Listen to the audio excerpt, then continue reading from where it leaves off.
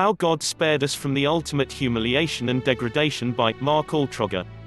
If there is a dispute between men and they come into court and the judges decide between them, acquitting the innocent and condemning the guilty, then if the guilty man deserves to be beaten, the judge shall cause him to lie down and be beaten in his presence with a number of stripes in proportion to his offense. 40 stripes may be given him, but not more, lest, if one should go on to beat him with more stripes than these, your brother be degraded in your sight.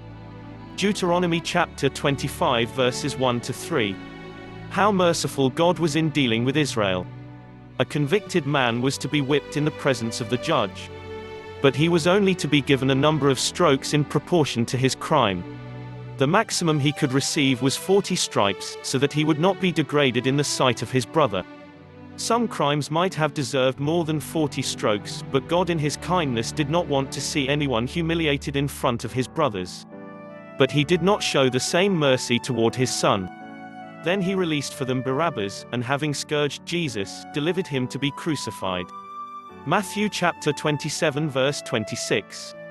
The ESV footnote for the word scourged says, a Roman judicial penalty, consisting of a severe beating with a multi-lashed whip containing embedded pieces of bone and metal.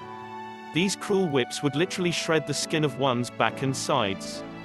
God, who would spare a guilty man from excessive whipping so he would not be humiliated in front of his brother, did not spare Jesus from degradation. How dehumanizing it was when the Roman soldiers mercilessly whipped him, crowned him with thorns, draped a purple robe over his shoulders, placed a reed in his hands for a scepter, then bowed before him paying him mock homage. How degrading as they struck him and spit in his face. How degrading it was when they stripped him in front of everyone then crucified him like a criminal. How humiliating it was for Jesus to hang there gasping for air, while the crowd mocked and laughed at him in his suffering. Jesus endured the ultimate degradation of becoming so identified with our sin that his own Father poured out his wrath upon him. He did all that for us, guilty sinners, we deserved to be degraded and humiliated in the ultimate sense. To perish in hell for eternity. But when we believe in Jesus and call upon him to save us, instead of receiving the degradation we deserve, he clothes us with his righteousness, adopts us as his own children, crowns us with glory.